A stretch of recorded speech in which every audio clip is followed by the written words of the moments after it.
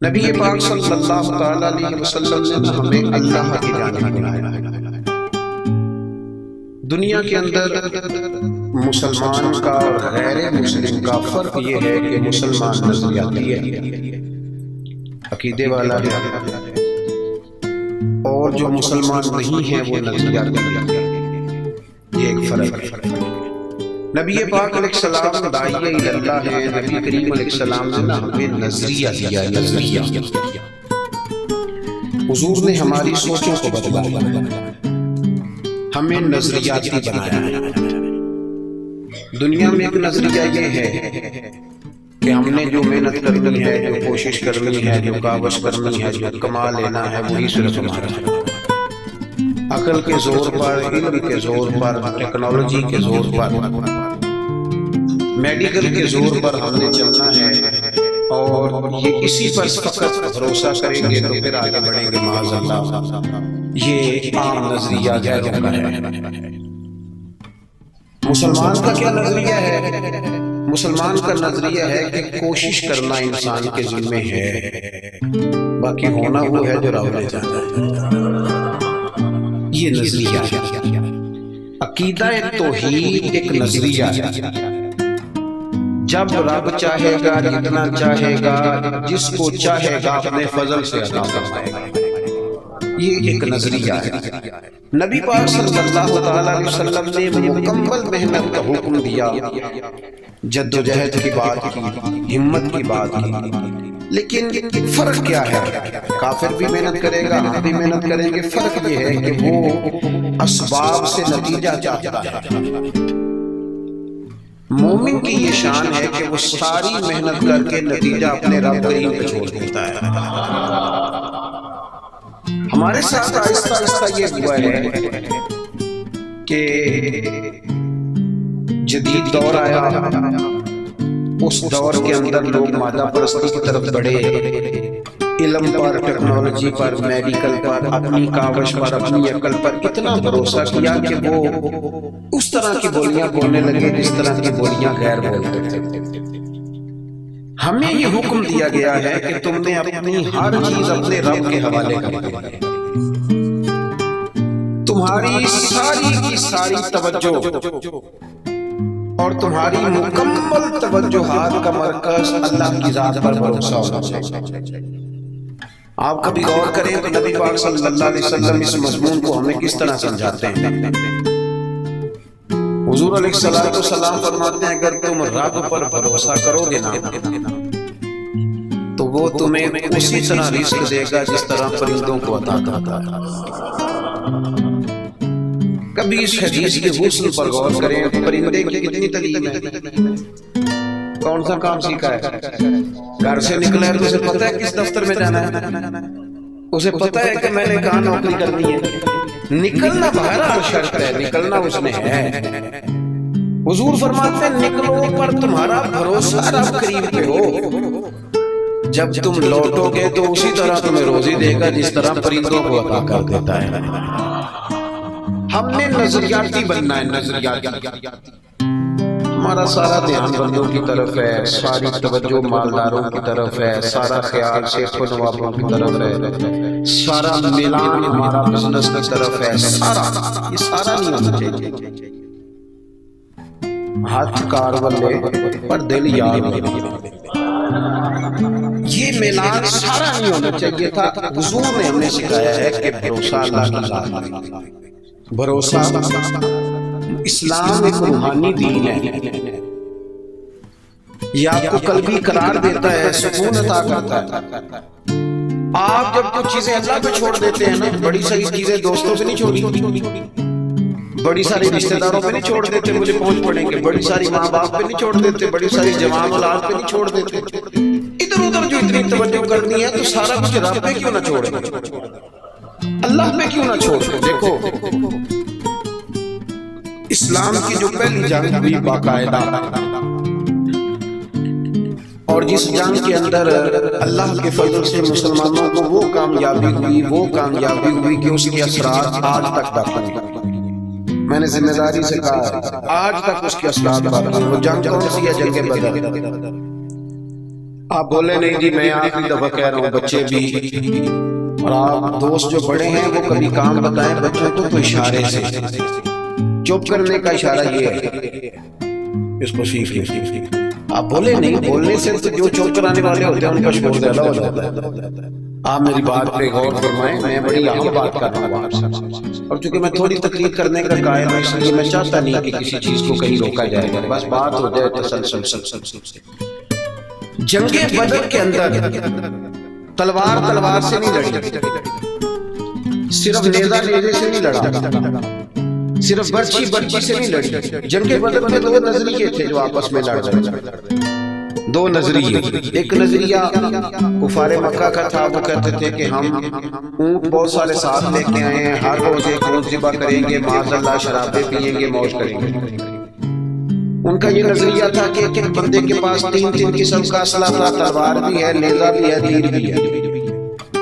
اس طرف کیا تھا، اس طرف وہ 1000 بندہ، یہاں 313۔ اور جب سواریوں پہ سفر کر رہے تھے تو انہوں نے سواریوں ذبح کر کے کیا کھانی تھی کہ ایک سواری پہ 2 3 لوگ سوار تھے۔ حال یہ تھا کہ 6 سرہیں اور 8 تلواریں۔ اب انسان یہ ذہن میں بات بٹھائیں کہ انسان جب اپنے مقابلے میں طاقتور بندے کو محسوس کرتا ہے تو ذہنی طور پر کمزور پڑ جاتا ہے۔ یعنی بندوق آپ کی یہاں گردن پہ رکھ دی جائے، بہت بڑا بہادر کہلانے والا آدمی بھی پورا کانپ جاتا ہے۔ جب ذہن بن گیا نا کہ میرے سامنے 3 گنا زیادہ فوج کھڑی ہے اور اسلحے سے لیس ہے، بندہ نفسیاتی طور پر ہی کمزور ہو جاتا ہے، ذہنی طور پر۔ لیکن یہ 312 اور 13 کمزور کیوں نہ ہوئے؟ یہ گھبرائے کیوں نہ؟ جب ابو جہل نے رات کو بندے بھیجے نا، اس نے کہا جاؤ جا کے پتہ کر کے آؤ مسلمان کتنے ہیں، تو جاسوس نے جا کے کہا کہ جناب وہ 313 ہے، اتنا تھوڑا سا اسلحہ ہے، تھوڑی سی سواریاں ہیں۔ تو ابو جہل کہنے لگا ان سے لڑائی کیا کرنی ہے، انہیں صبح نا گھوڑوں کی اونٹوں کی پشتوں پہ باندھ کے مکے لے جائیں گے۔ یہ خوش فہمی دیکھو، یہ منہ اور مسور کی دال، وہاں لے جائیں گے اور لے جا کے نا وہاں ان سے بات کریں گے۔ تو وہ جو جاسوس تھا نا وہی بول پڑا، کہنے لگا سردار پوری تو سن لے بات۔ اس نے کہا پوری بات کیا ہے؟ کہا پوری بات یہ ہے کہ ہیں 313 پر سب کا شہید ہونے کا ارادہ ہے، کشتیاں جلا گیا ہے، بندہ کمزور پڑنے والا ہے، کبھی نہیں۔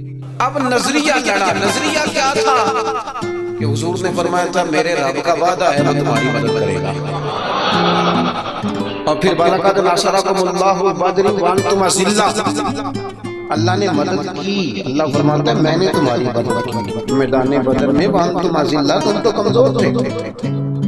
نظریہ لڑا، تلواریں ہار گئی، تیر ہار گئے، نیزے ہار گئے، برچھیاں ہار گئی، اور رسول اللہ نے جو نظریہ دیا تھا وہ نظریہ جیت گیا۔ بھروسے والے لوگ جیت گئے۔ جب تک مسلمان، میں بڑے درد سے کہتا ہوں ہمارے گھروں میں سیاست چلتی ہے، بچے میری مٹھی میں رہیں، سسرال والے میری مٹھی میں رہیں، محلے والے میری مٹھی میں رہیں، برادری والے میری مٹھی، کوئی نہیں رہتے بھیا یہ مٹھی چھوٹی، کوئی نہیں رہتا۔ مجھے ایک بزرگ کہنے لگے 5 بچے ہیں ایک بھی نہیں سنتے، تو میں نے کہا بابا کی اتنی مجبوری کیا ہے بچوں کو سنانے کی؟ آپ نے جو سنانا ہے رب کو سنائیں، جتنی دیر ان پر دھیان کرتے ہیں اتنا نفل بڑھا دیں، ان کو موج کرنے دیں۔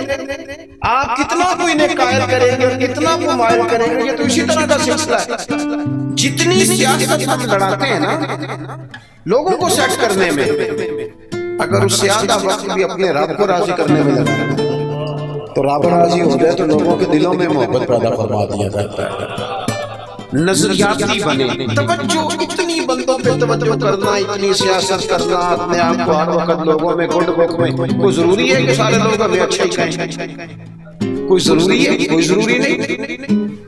کوئی ضروری ہے کہ ہر وقت آپ یہی کہیں کہ ہر بولنے سے میری تعریف ہی اٹھے؟ کوئی ضروری نہیں میرے بھائی۔ نظریاتی ہو جائے، توجہ اللہ رسول کی جان، توجہ اللہ والوں کی جان۔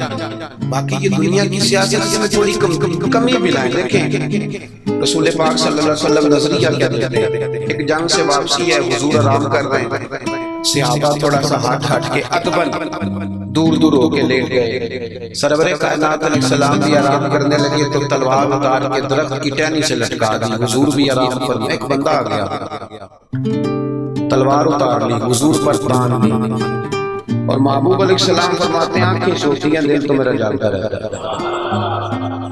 اس نے تلوار تان لی. اللہ کرے میں آپ کو بات سمجھاؤں. بھئی اچانک کو یہاں بندوق رکھ دے, رکھ دے. اس وقت ہم نے دیکھنا ہے کہ بلڈ پریشر کتنا ہو گیا, پھر دیکھنا ہے کہ اس وقت خون کے مد و جزر کا کیا حال ہے. اچانک دیکھو نا میرے عزیز, رات کو 2 بجے ویسے ہی چھت پہ بلی ہو اور بندے کو کہہ دے کہ چور ہے, تو مجھے بتائیں حال کیا ہوتا ہوگا. انسان کی نفسیات ہے. لیکن جو نظریاتی بندہ ہے نا, نظریاتی, ڈاکٹر نے کہہ دیا ایک بندہ نظریاتی نہیں تھا, ڈاکٹر نے کہہ دیا کہ ہفتے میں مر جائے گا, تو 3 دنوں میں مر جاتا ہے. ایک نظریاتی ہے. ڈاکٹر نے کہا ایک ہفتے کے بعد آپ دنیا سے رخصت ہوں گے. تو اس نے کہا ڈاکٹر صاحب آپ جو کہہ رہے ہیں اپنے علم کے مطابق کہہ رہے ہیں, ہونا وہ ہے جو میرے رب کریم نے چاہا. یہ کئی سال بھی نکال سکتا ہے. شرط یہ ہے کہ ہم نظریاتی ہیں. ہماری سیاست بھی ختم نہیں ہوتی ہے کہ جگہ میں خود جاتا ہوں بندے راضی کر رہا ہوں, جہاں میں نہیں گیا وہاں بیٹا بھیجا, تو ولیمے پہ ہویا, چھوٹے بھائی سے کہا تو فاتحہ کہا, سارا دن بندے راضی کرنے میں وہ پھر نہیں راضی ہوتے. حضرت مولا علی فرمایا کرتے تھے یہ اس طرح ہے جس طرح چرواہے کی بکریاں ہیں, ادھر والی گھیر کے لاؤ تو ادھر والی نکل جاتی ہے, ان کو گھیرو تو ادھر والی نکل جاتی ہے. تو ضرورت کیا ہے؟ رب کی جانب توجہ کرنا, اللہ پہ بھروسہ کرنا. اس نے تلوار حضور پہ تان لی. او بھائی کیا ہوا ہے؟ آپ کو عرض کیا آپ خاموش ہو, اللہ آپ کو خوش رکھے اور یہ آنا جانا بھی بند کریں. آپ کو اللہ تعالیٰ بڑی ساری جزائے خیر دے. کچھ بندے بزدل ہوتے ہیں, انہیں تقدیر نہ بول جائے. آپ میری بات سنیں, اللہ آپ کو سلامتی عطا فرمائے. میں نے جتنی بات کر لی ہے شاید کسی بھی نہ کروں, اس سے کام کروں, لیکن چاہتا یہ ہوں کہ میری نہیں ہے نا اللہ رسول